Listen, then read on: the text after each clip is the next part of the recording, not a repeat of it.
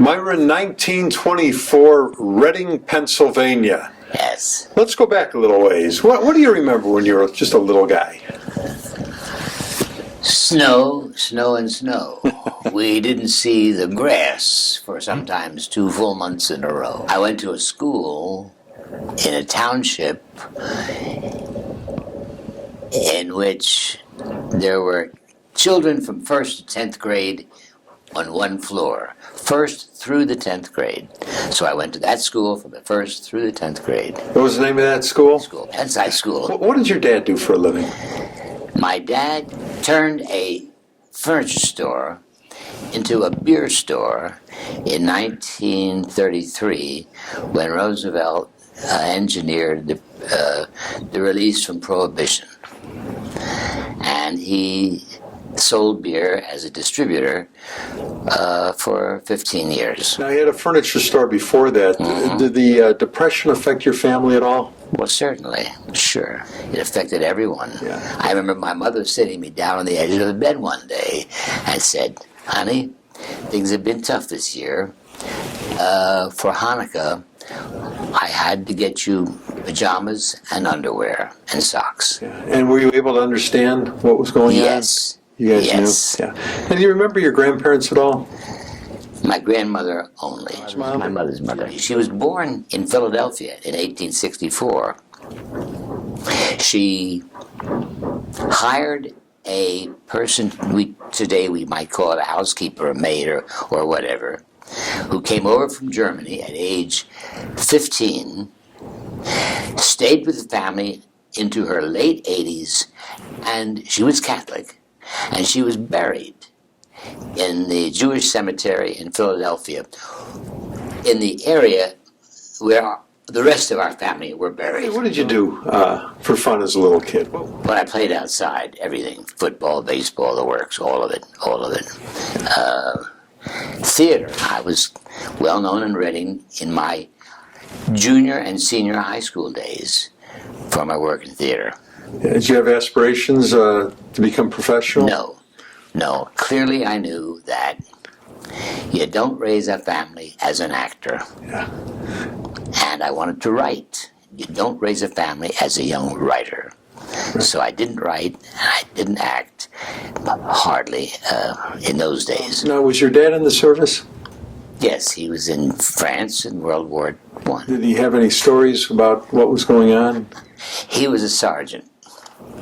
And when the war was over, armistice declared, he and others went to Paris and did what soldiers do, and he was court-martialed and exited the army as a private. When you graduated high school, yeah, was it on to college to work, or did you go in the service? I went to podiatry school then, directly from high school. Just remember, it was 1941. Mm-hmm. My son practices podiatry in Florida. He is, his background is and is required of him as a podiatrist, 4 years of pre-med or pre-podiatry, and 2 years of a residency, surgical residency. But you went right into a podiatry school. Okay. But World War II broke out. And then you were called into the service? Yes. My father called me. He said, "You didn't know this. I'm on the draft board. I want you to go downtown Philadelphia, and I want you to get in the Navy now, tomorrow." And I did. Yeah. Did they have a reason for why he wanted you in the Navy? Well, certainly. He was in the Army in France, and that was a dangerous place. Yeah. Muddy, dirty, and dangerous. Yeah. Okay, so now you're in the Navy. Yeah. What are you thinking? World War II has broken out, and you're in training. Let's say, I'll use the word fortunate. I don't know if that's the word. All my life has been fortunate. I was stationed in stateside nearly the entire time for 3 years. New York, and Philadelphia, and Indianapolis, and so forth. Now, did you eventually wind up towards the end of the war, though, going into the Pacific? We commissioned a ship after the war was over. After you left the Navy, Yeah. where did you go settle down? Where did you go back home? I completed my podiatry school Right? in Philadelphia for 2 years after I got out of the Navy. Podiatrists were not commissioned in the Navy in those years. And so I had 2 years of podiatry first and went in the Navy, came out in 3 years, and then completed my next 2 years after that. Okay. And Then I came to Dallas. So you came to Dallas to start your practice? Mm-hmm. Okay, and what was the decision to come from Pennsylvania down to Dallas? I prayed on it. Yes, I did. And the next thing I did is went to Washington or by mail and asked for information about different states and different places. And I learned that in Texas there was a high level of both telephones, toilets, which here are commodes, and said, yeah, I think I'll go to Texas. And then where? Well, I came to Dallas to take my boards for 2 days in Fort Worth, and then went down to San Antonio, looked it over, and Austin, and Dallas. And John Rosenfield, he was the editor in the Dallas Morning News for the Symphony, for theater, for the State Fair of Texas, et cetera, et cetera. He was the writer who told us all about those things. And when I was in the hotel downtown Dallas that night, finishing my boards, I saw his article on the city, the county. I was impressed with what was going on here. And that's what made me decide to come to Dallas. John Rosenfield became a patient sometime later, and always when I saw him, asked me to repeat that story because he's the reason I ended here. What did your family think when you said, I'm moving to Texas, guys? My daddy had passed away. They didn't interfere, didn't question, and they followed me here in about 3 months. Oh, really? So the whole family came down then? Mother and sister, yes. All right, now you moved to Dallas. It's got to be a little bit of a culture shock for you when you get down here, especially the summers. Yes. It's fine. I handle things kind of quickly. Right. And then where did you meet your wife? Here in Dallas, at a young ladies' club, Jewish club, at the Adolphus Hotel, at a dance. We didn't like each other the moment we met on the dance floor, and we didn't date for 6 months. Never saw her again. But someone in the office told me about her, and this is what they said. They knew that it had just happened. My wife was coming home on the bus from work. She gets off the bus. She saw a lady running, waiting to get on the bus, a black lady, and wearing a white uniform, which all blacks wore in those days if you were employed in a household. Waiting, wanted to get on the bus.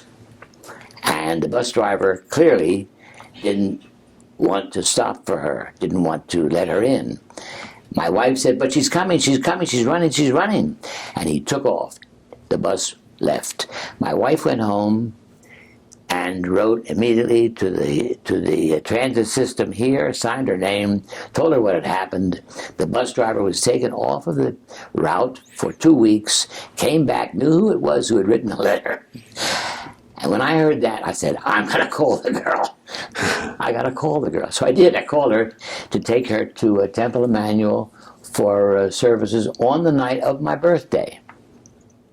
Which we didn't go. We did something with her brothers instead. That's what decided me.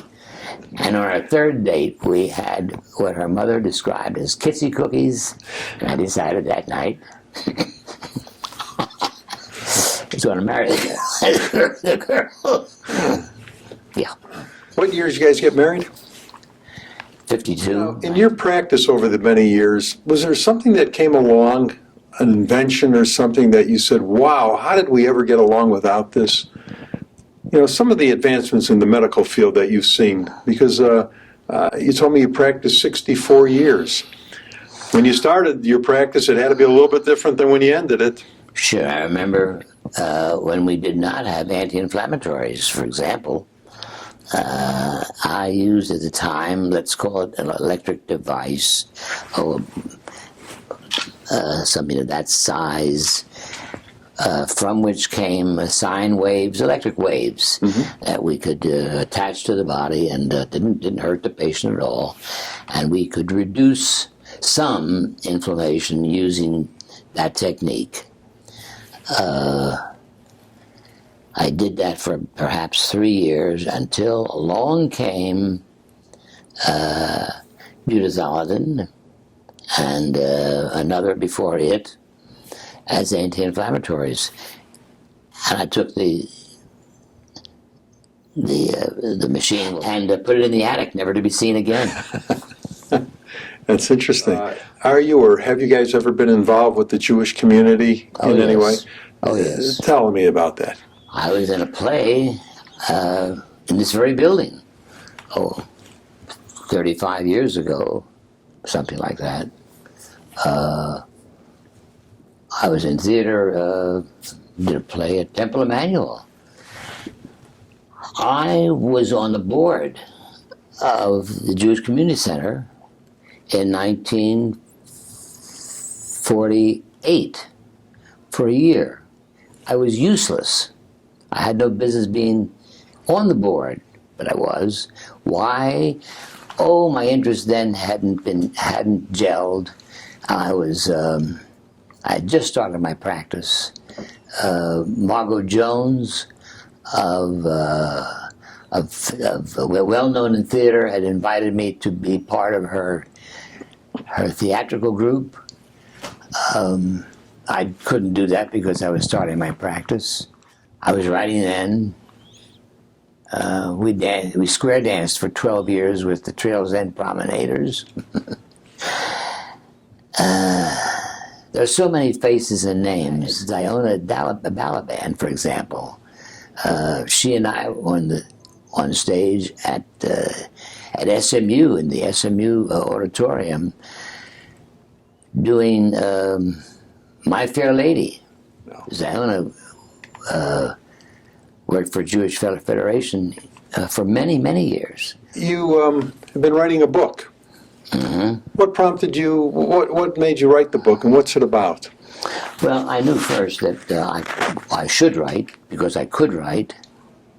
In my when I was in school, let's say as a junior, I remember taking my typewriter into the Navy when I enlisted. Taking my typewriter. Who thinks of taking a typewriter with you? You know, you take extra hankies, you take socks, you take who knows what you take. I took a typewriter because I was writing then. Yeah. And we're talking about age 19. I knew what I wanted to say, and I've been writing all of my life, and all of my life I've been writing one subject: who we are that we don't know about, that we can learn about, find, and use. Yes. What's the title of the book? Answers, one page at a time. Now, have you written other books? Yes. My first book was I Am the Secret. And it was picked up by Warner Books, and I was paid handsomely. And that was 19 years ago, yes. Well, you're just finishing this book now, and do you have plans for the next one afterwards? No, I don't want to have a next one afterwards. I've written a play, and all that I write has been about this, all of it.